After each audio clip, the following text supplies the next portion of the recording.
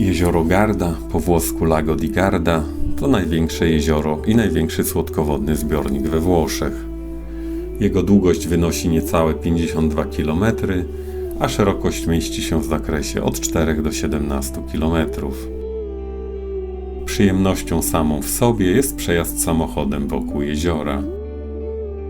Nazwa jeziora pochodzi od miejscowości Garda.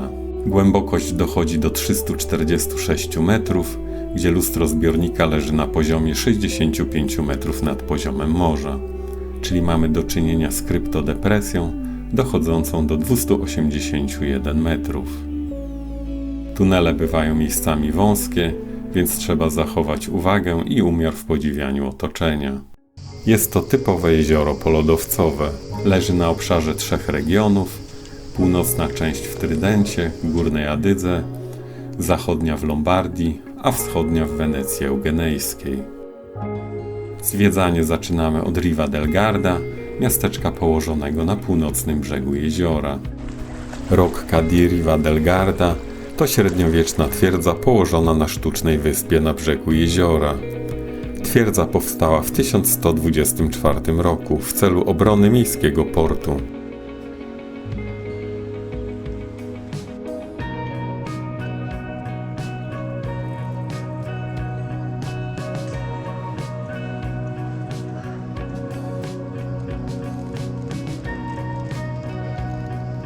Wieża Apponale z XIII wieku ma wysokość 34 metrów. Znajduje się na Piazza Tre Novembre i wychodzi bezpośrednio na stary port miasta. Wieża została zbudowana na starożytnym szlaku łączącym rejony Ponale i Brione. Atrakcją, która łączy współczesność z historią, jest winda Ascensore Bastione, dowożąca ludzi w pobliże weneckiej twierdzy.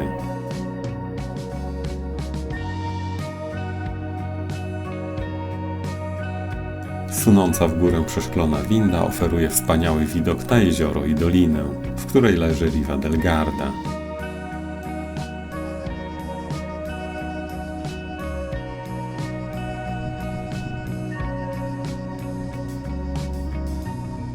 Wieża o bardzo grubych murach z białego wapienia od XVI wieku jest umiejscowiona na zboczu góry Rocchetta na wysokości około 160 metrów.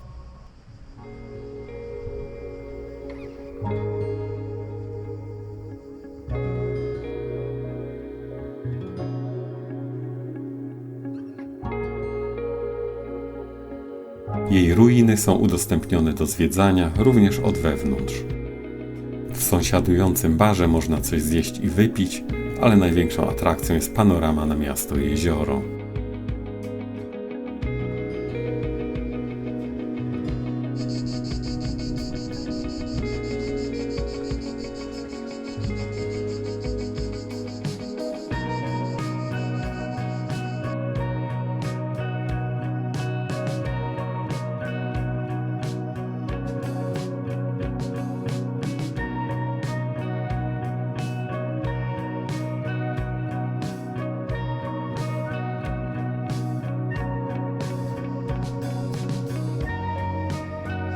Centrum miasta jest zadbane. Spacery w dzień i w nocy to czysta przyjemność.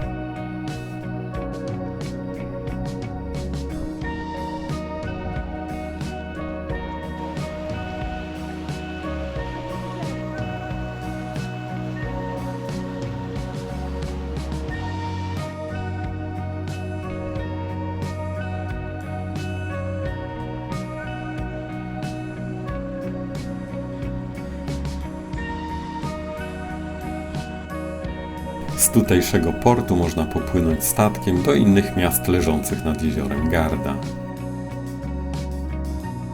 My wybraliśmy żółtą łódź, która zabrała nas do cytrynowego miasteczka Limone sul Garda.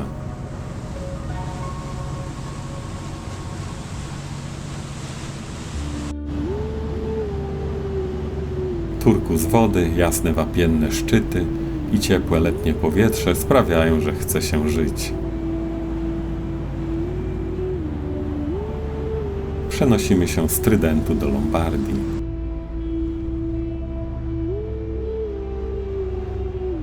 Przed nami Limone.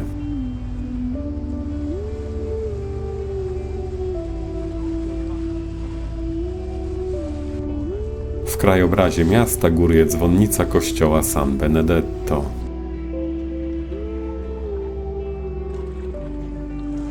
Do Limone można również dojechać drogą biegnącą wokół jeziora.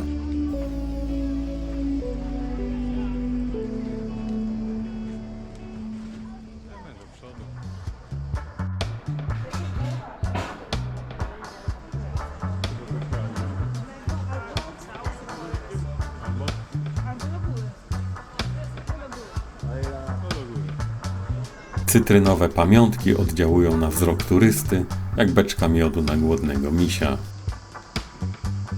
Miasteczko należy do najbardziej na północ wysuniętych miejsc, w których rosną owoce cytrusowe.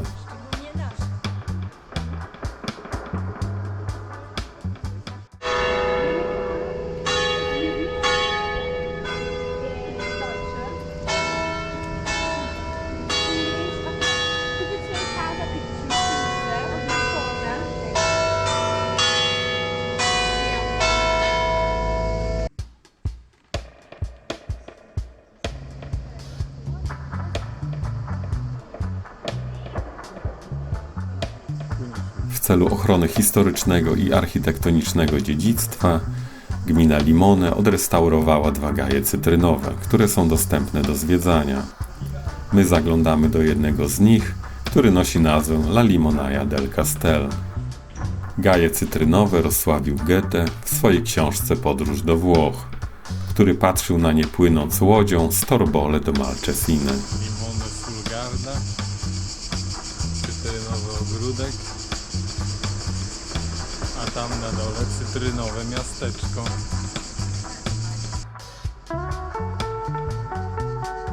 Filary służą do rozłożenia płacht ochronnych w czasie zimowych przymrozków. Rozpalano również ogniska, aby ogrzać powietrze.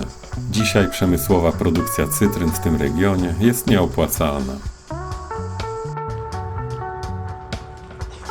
Zaglądamy na miejską plażę, która jest dość kameralna, ale miejsca w wodzie wystarczy dla wszystkich chętnych.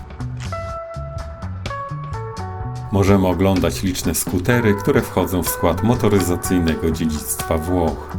Te czerwone prezentują się dość luksusowo.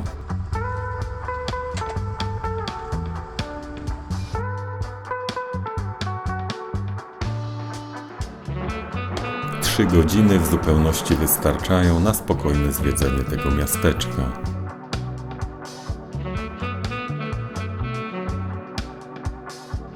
Czas płynąć do kolejnego celu naszej podróży.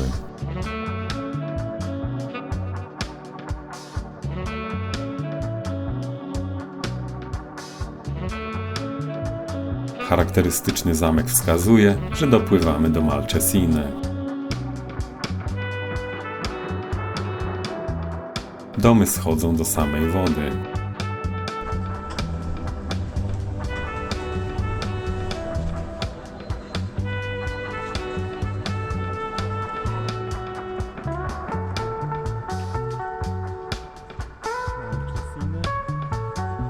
Kolejka po bilety w dolnej stacji kolei linowej odwiodła nas od zamiaru wjazdu na szczyt Monte Baldo.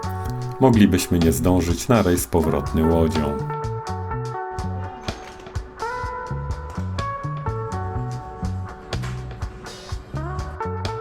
Zamek Scaliero prawdopodobnie zbudowali Longobardowie w połowie pierwszego tysiąclecia naszej ery. W 590 roku został zniszczony przez Franków, a następnie był przez nich odbudowany. W 1277 roku stał się własnością Alberto della Scala i pozostawał w jego rękach do 1387 roku, co dało początek obecnej nazwie Castello Scaliero.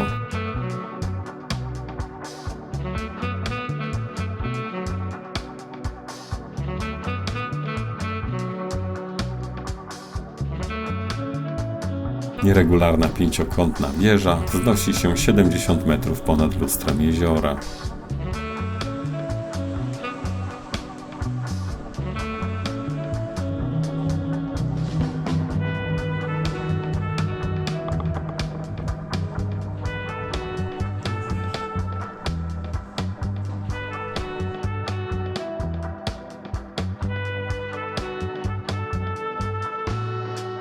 1909 roku na szczycie wieży umieszczono dzwon miejski z 1442 roku ze zdobieniami w postaci miejskich monet.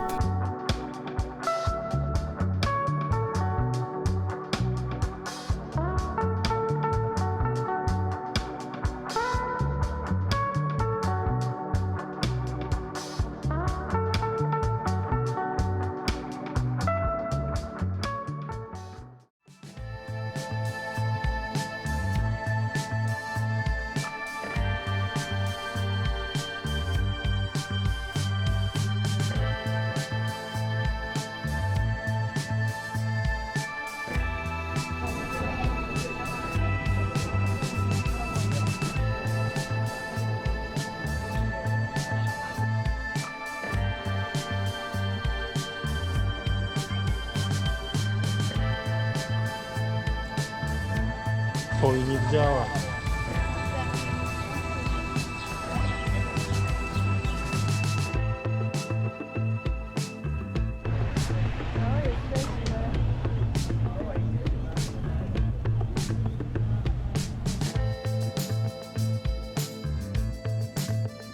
Widać, jak bardzo zmieniła się pogoda od godzin przedpołudniowych.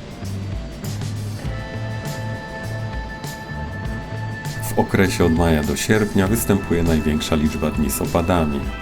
Dlatego przelotne deszcze i burze są dosyć częste, zwłaszcza po południu, wieczorem i w nocy. Trzeba o tym pamiętać, planując dłuższą wycieczkę. Pogoda zmienną jest.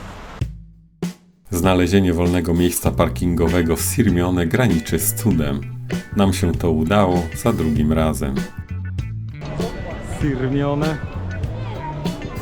Przy kolejnym podejściu udało się wjechać na parking. Najbardziej znanym zabytkiem Sirmione jest zamek zbudowany przez rodzinę Scaliero. Budowę twierdzy rozpoczęto około połowy XIII wieku, prawdopodobnie na pozostałościach rzymskiej fortyfikacji.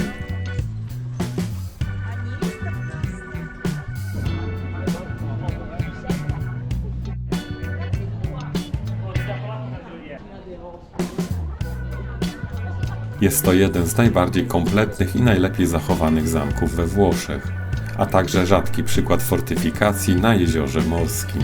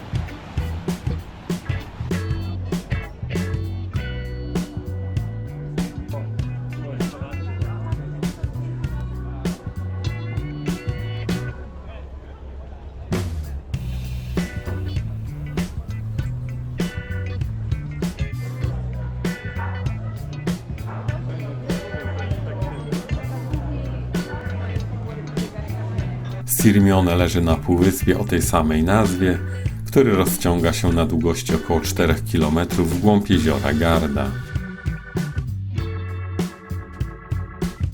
W tym miejscu jest parking, niedaleko zamek, a na samym końcu półwyspu jaskinia Catullusa, czyli Grotte di Catullo. Termin jaskinie Catullusa odnosi się do rzymskiego domostwa zbudowanego między końcem I wieku przed naszą erą a I wiekiem naszej ery na końcu półwyspu Sirmione. Określenie jaskinie wywodzi się z XV-wiecznej tradycji, kiedy to ruiny przed wykopaliskami pojawiały się w formie jaskiń.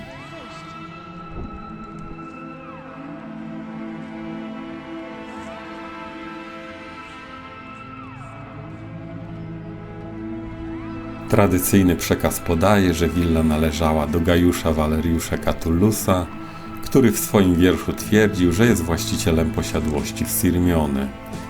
Nie ma jednak pewności, że budynek należał do tego rzymskiego poety. Teren zajmuje powierzchnię około 2 hektarów. Budowla ma plan prostokąta o wymiarach 167 na 105 metrów z 2 przedsionkami po krótszych bokach i ogrodem, obecnie wykorzystywanym jako gaj oliwny.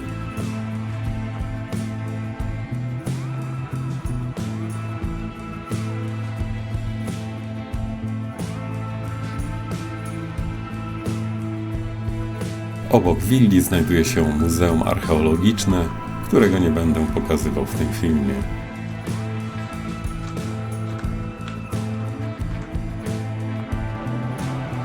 Słońce chyli się ku zachodowi, czas wyjeżdżać z Sirmione.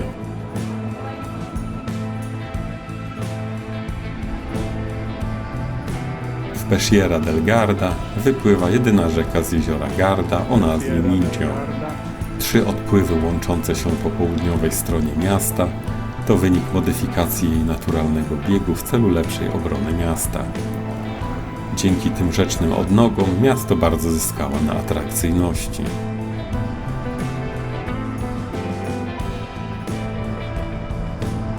Twierdza Peschiera to imponująca budowla obronna, która przez wieki chroniła centrum miasta.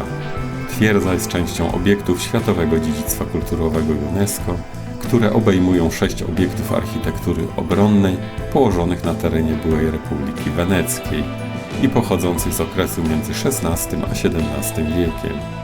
3 fortyfikacje znajdują się na terenie Włoch, 2 w Chorwacji i 1 w Czarnogórze.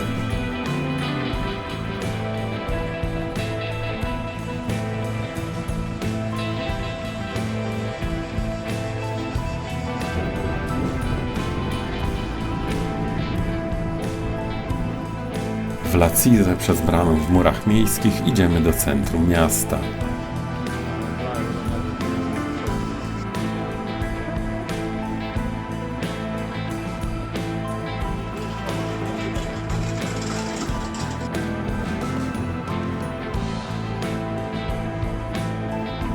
Głównym placem w Lacize jest Piazza Vittorio Emanuele, przy którym znajduje się ratusz.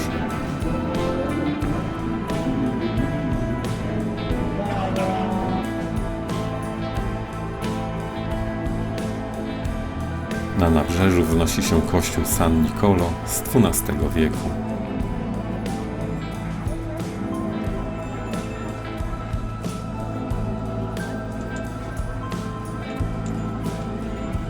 Najbardziej imponującą budowlą jest zamek Scaliera wraz z murami miejskimi.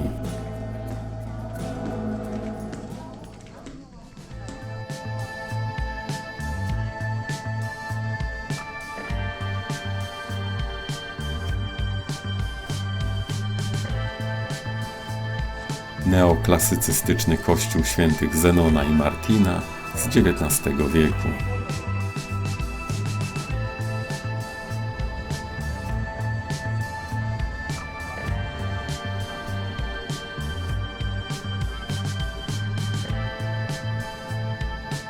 Koniec miejskiego bulwaru zaadaptowano na miejską plażę. W Bardolino nad brzegiem jeziora zachowały się fragmenty średniowiecznych fortyfikacji.